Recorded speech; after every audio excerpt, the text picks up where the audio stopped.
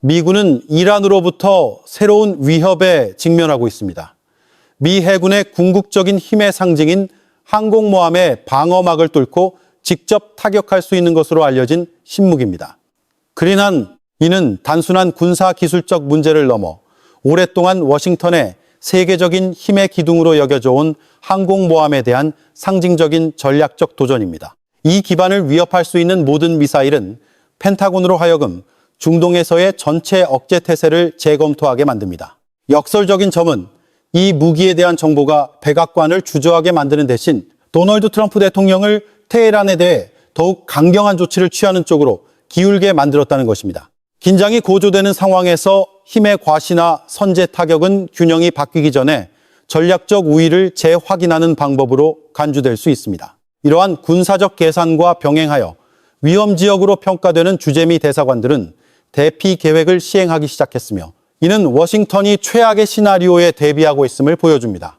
더욱 주목할 점은 이스라엘 채널 12가 공개한 정보에 따르면 사우디아라비아 왕가 출신으로 알려진 한 소식통이 이란 최고 지도자 알리 하메네이의 암살과 테헤란의 정권 교체를 촉구했다는 것입니다. 이 정보가 실제 배후 상황을 정확히 반영한다면 대결은 더 이상 군사적 억제 수준에 머무르지 않고 정치적으로 생사를 가르는 충돌의 문턱에 가까워진 것입니다. 이러한 상황에서 모든 군사적 움직임은 불씨가 될 수 있으며 모든 외교적 발언은 중동 앞바다에서 형성되고 있는 폭풍의 신호가 될 수 있습니다. 워싱턴뿐만 아니라 이스라엘도 전쟁 전에 신중한 조치들을 시행하고 있습니다. 텔아비브는 중동, 일부 라틴 아메리카 국가, 그리고 여러 민감한 지역에 이르기까지 고위험으로 평가되는 국가들에서 외교 공관을 철수하는 것을 고려 중인 것으로 알려졌습니다. 안보 용어에서 외교적 주둔을 축소하는 것은 단순히 예방 조치가 아니라 대규모 공격의 위험이 현실화될 문턱에 가까워지고 있다는 평가를 반영하는 경우가 많습니다. 더욱 주목할 점은 레바논 주재 미 대사관 직원의 대부분이 철수한 것과 거의 동시에 이스라엘이 경계 수준을 높였다는 사실은 두 동맹국이 공동의 위험 시나리오를 보고 있음을 보여줍니다. 레바논은 비국가 무장 세력의 영향력이 강한 민감한 지역입니다. 워싱턴이 이곳에서의 주둔을 줄이는 것은 긴장 고조 가능성이 더 이상 이론적 분석의 대상이 아니라 현장 준비 단계로 전환되었음을 시사하는 신호입니다.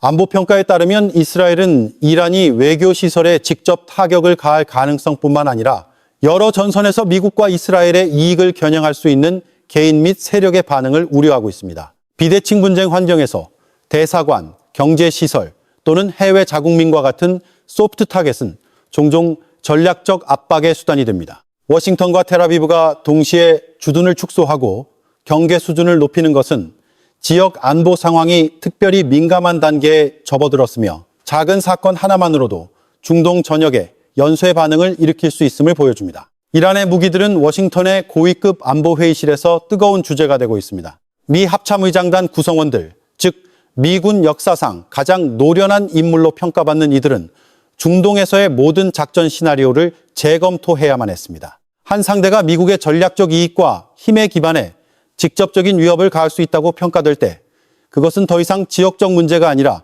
글로벌 안보 문제가 됩니다. 그러한 배경 속에서 왜 도널드 트럼프 대통령이 바로 이 시점에 행동할 결의를 보였는가 하는 큰 질문이 제기됩니다. 테헤란을 향한 강경 발언이 계속해서 나오고 있습니다. 전달되는 메시지는 단순히 억제적인 성격뿐만 아니라 필요하다면 워싱턴이 외교적 압박에서 더 강력한 선택으로 전환할 준비가 되어 있음을 암시합니다. 전략적 사고에서 행동의 시점은 종종 행동 그 자체만큼이나 중요하며 시기를 선택하는 것은 힘의 균형이 유리한 문턱에 있다는 평가를 반영할 수 있습니다. 이와 병행하여 사우디아라비아의 입장은 중요한 변수가 됩니다.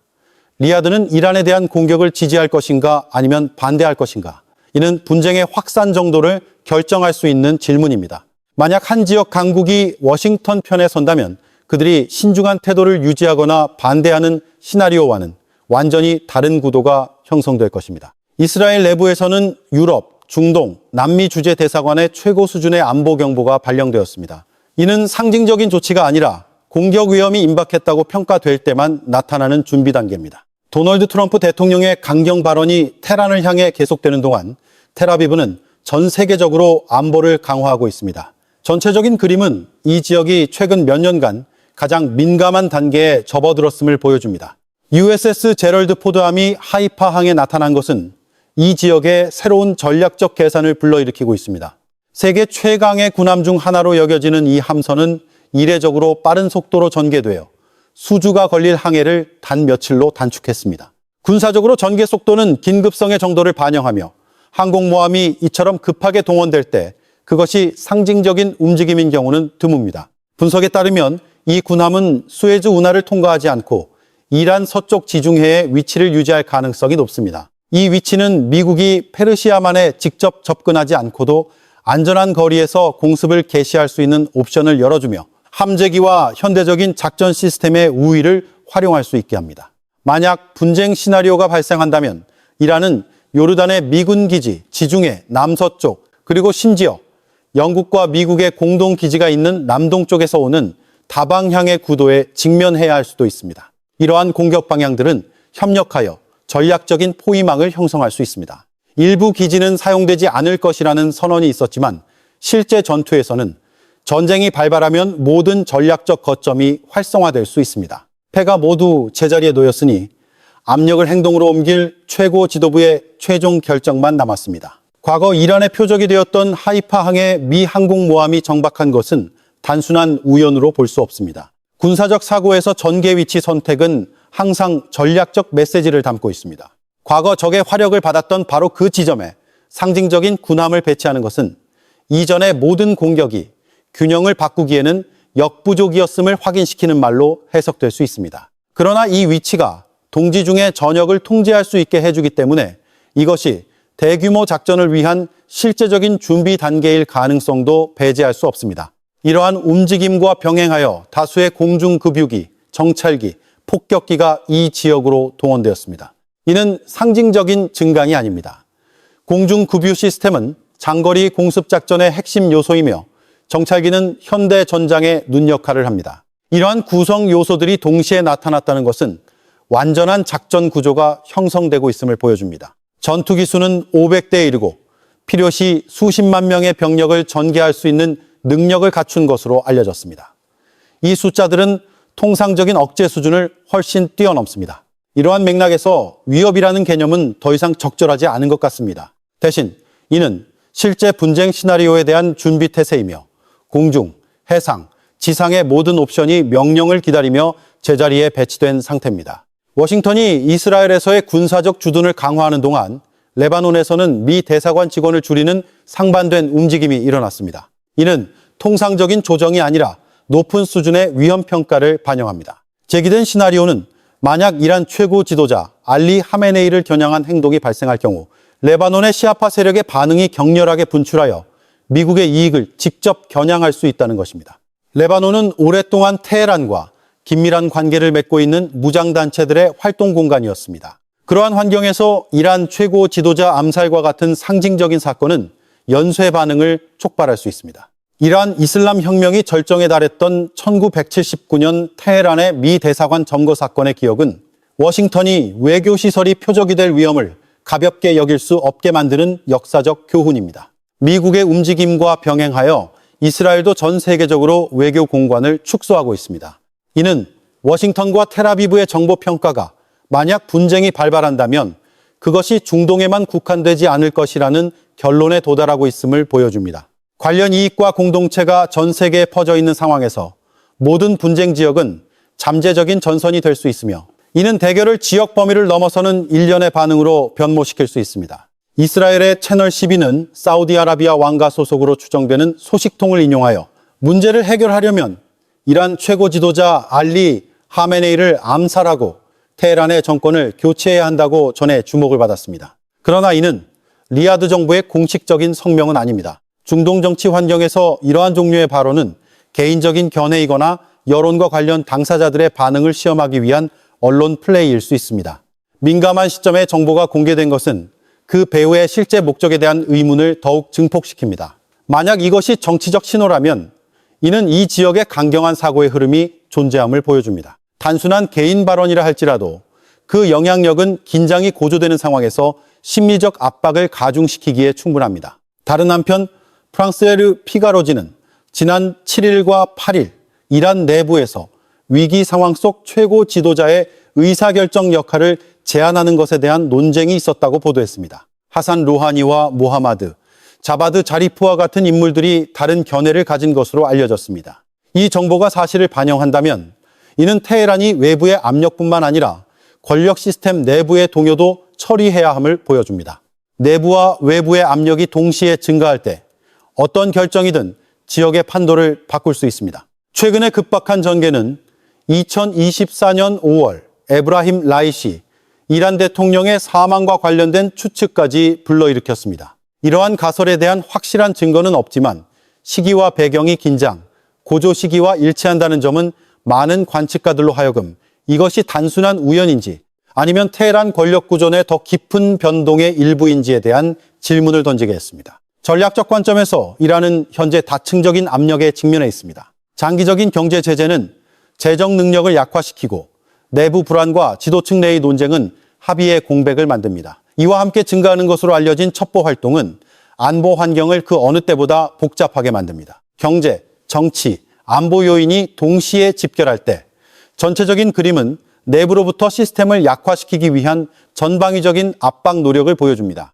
현대 전략에서 상대방의 내부 역량을 소모시키는 것은 때로는 직접적인 군사작전만큼이나 효과적입니다. 그리고 압력이 계속 증가한다면 질문은 이란이 어떻게 반응할 것인가 뿐만 아니라 중요한 연결고리가 계속되는 시험대에 놓일 때 지역의 힘의 균형이 어떻게 변할 것인가 하는 것입니다.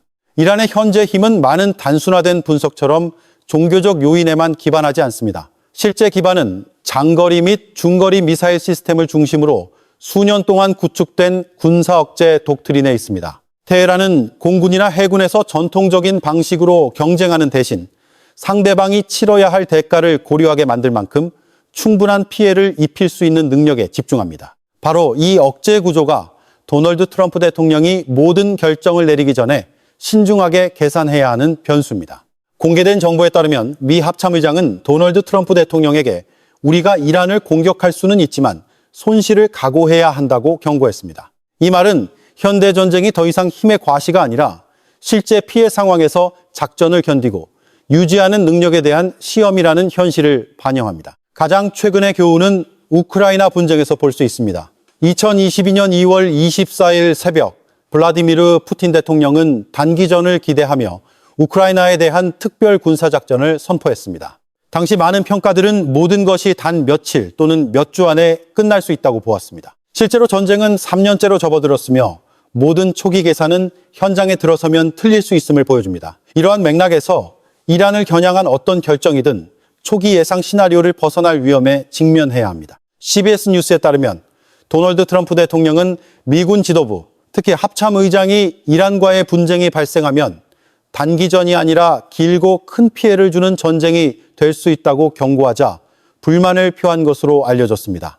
이 평가는 이란이 특히 미사일 시스템과 지역 내 대리 세력 네트워크를 통해 상당한 보복 능력을 보유하고 있다는 현실을 강조합니다. 한편 예루살렘 포스트는 공격이 일어날 수 있는 시점에 대해 5가지 시나리오를 제시했습니다. 첫 번째 시나리오는 거의 즉각적인 행동, 심지어 하루 안에 이루어질 수 있다는 것입니다. 그러나 목요일에 새로운 협상 라운드가 예정돼 있어 외교의 문이 완전히 닫히지 않았음을 보여주므로 이 가능성은 낮게 평가됩니다. 두 번째 시나리오는 더 높은 확률로 간주됩니다. 다음 주 초, 주말이나 주중에 공격이 이루어질 수 있습니다. 만약 테헤란이 약하고 워싱턴의 요구를 충족시키지 못하는 제안을 내놓는다면 도널드 트럼프 대통령은 그 직후에 즉시 행동을 명령하여 외교적 실패를 군사적 긴장 고조의 명분으로 삼을 수 있습니다. 세 번째 시나리오는 수백만 무슬림의 종교적 감정을 자극하지 않기 위해 라마단 성월 이후까지 기다리는 것입니다.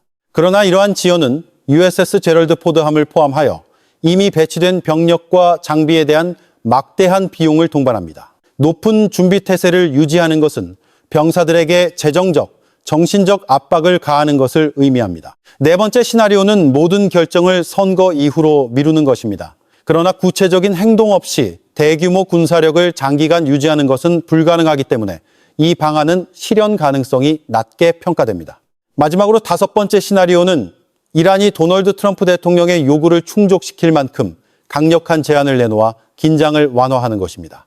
이는 모든 당사자에게 이익이 되는 방안이지만 각 측이 받아들일 준비가 된 양보의 수준에 달려 있습니다. 현재의 구도에서 행동의 시점은 전체 지역의 판도를 결정할 수 있습니다. 지금 가장 위험한 지점은 발포 시점이 아니라 도널드 트럼프 대통령과 미군 지도부 사이의 견해 차이에 있습니다. 도널드 트럼프 대통령은 제한적이고 통제된 타격이 테헤란을 양보하는 자세로 협상 테이블로 다시 돌아오게 할 만큼 충분한 압력을 가할 수 있다고 믿는 것으로 알려졌습니다. 이는 힘을 전략적 강압의 도구로 사용하는 사고방식입니다. 그러나 미군 장성들은 더 신중한 경고를 내놓고 있습니다. 이란은 작거나 쉽게 굴복시킬 수 있는 목표가 아닙니다. 이 국가는 사거리와 전개 방식이 다양한 미사일 무기고를 보유하고 있으며 이는 이 지역의 미군 기지와 병력에 손실을 입힐 수 있는 충분한 능력을 갖추고 있습니다. 더 중요한 것은 테헤란이 전 세계 에너지 흐름에 생명선과 같은 의미를 지닌 전략적 해상로인 호르무즈 해협을 방해하거나 봉쇄할 수 있다는 점입니다. 그 외에도 넓게 퍼져 있는 동맹 및 대리 세력, 네트워크가 다층적인 방어 기피를 만들어냅니다. 문제의 핵심은 이란의 독특한 군사, 독트린에 있습니다. 미사일이 보조적인 역할만 하는 많은 국가와 달리 테헤란은 미사일과 무인 항공기를 중심으로 전체 억제 전략을 구축했습니다. 이는 보조적인 구성 요소가 아니라 전통적인 공군과 해군의 한계를 보완하기 위해 설계된 주요 기둥입니다. 상대방이 제한적인 타격에 베팅할 때 다른 한쪽이 전면적인 보복 시나리오를 준비하고 있다면 모든 잘못된 계산은 예상치 못한 긴장 고조로 이어질 수 있습니다. 이란은 사거리가 약 2000km에 달하고 최대 1500kg의 폭발물을 탑재한 탄두를 운반할 수 있는 장거리 미사일을 보유하고 있는 것으로 알려졌습니다. 군사적 계산에서 단 하나의 그런 미사일이 미 항공모함에 명중한다면 격침시키지 않더라도 전략적, 심리적 피해만으로도 큰 충격을 줄 수 있습니다. 항공모함은 단순한 군함이 아니라 세계적인 힘의 상징입니다. 어떤 손상이든 물질적 가치를 훨씬 뛰어넘는 의미를 가집니다. 그 외에도 고체 연료를 사용하는 탄도미사일이 있습니다. 장점은 빠른 발사 능력에 있어 준비 시간을 단축하고 조기 탐지 위험을 줄입니다. 이는 상대방의 조기 경보 시스템에 큰 압박을 가하는 요소입니다. 주목할 만한 것은 이 지역의 미군 기지를 공격할 목적으로 설계된 콰셈 미사일과 테헤란이 음속의 5배 속도에 도달할 수 있다고 주장하는 극초음속 미사일 파타일과 파타이도 있습니다. 만약 이 재원들이 실제 능력을 반영한다면 방어 반응 시간은 상당히 줄어들 것입니다. 샤헤드 136과 샤헤드 238 무인 항공기도 무시할 수 없습니다. 비용은 낮지만 대량으로 전개하여 방공망을 포화시키는 전술을 만들 수 있습니다. 현대 전쟁에서 수량과 저비용의 조합은 효과적인 비대칭적 이점이 될 수 있습니다. 미군 수뇌부가 우려하는 것은 이란과의 직접적인 대결 위험 때문만이 아니라 테헤란의 고통 분산 전략 때문입니다. 보복 타격은 예멘, 남부 레바논, 이라크 또는 여러 다른 방향에서 올 수 있으며 다지점 압박 네트워크를 형성할 수 있습니다. 전장이 더 이상 하나의 전선에 고정되지 않을 때 제한적인 타격에 대한 모든 계산은 취약해집니다. 장기적인 전략적 관점에서 일부 주장은 미루는 것이 미래의 워싱턴에 더 큰 대가를 치르게 할 수 있다고 주장합니다. 조기에 행동하지 않으면 이란은 몇 년 안에 사거리가 더 긴 미사일 시스템을 개발하여 심지어 미국 본토에 도달할 수도 있습니다. 억제 능력이 바뀌면 지역의 힘의 균형도 통제하기 어려운 방향으로 변할 것이며 미국은 직접적인 압박을 가할 수 있는 상대와 마주해야 할 것입니다. 이러한 주장은 군사 기술적 요인뿐만 아니라 지정학적 문제와도 관련이 있습니다. 만약 테헤란이 미사일 능력을 계속 확장하고 지역 연계 네트워크를 강화한다면 중동에서의 미국의 억제적 지위는 약화될 수 있습니다. 예방 전략에서 조기 행동은 때로는 더 큰 위협이 형성되는 것을 막는 방법으로 간주됩니다. 일부 견해는 이것이 단순히 도널드 트럼프 대통령의 개인적인 결정이 아니라 최근의 전개 이후 미국 기관들의 더 넓은 전략적 평가를 반영한다고 주장합니다. 이 관점에서 이란은 미래에 더 큰 위협이 될 수 있는 변수로 인식됩니다. 특히 다른 강대국들이 테헤란을 워싱턴과의 간접적인 대결 도구로 활용한다면 더욱 그렇습니다. 그럴 경우 문제는 단지 양자 간의 분쟁이 아니라 전 세계적인 권력 판도의 재편이 됩니다.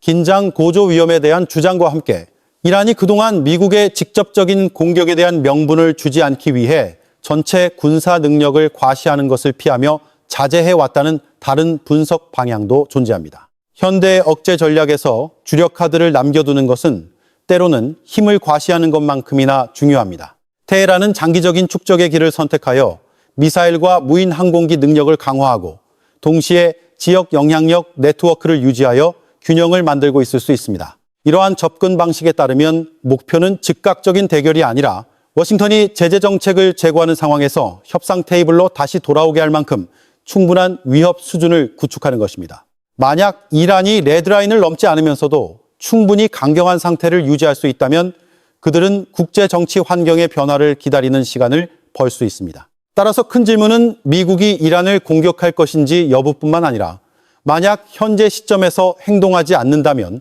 그것이 완전한 포기인지 아니면 단지 전술적인 지연인지 하는 것입니다. 지정학의 체스판에서 많은 결정은 확정적인 것이 아니라 단지 시점을 더 유리한 단계로 옮기는 것일 뿐입니다. 그것이 상황을 그 어느 때보다 예측하기 어렵게 만듭니다.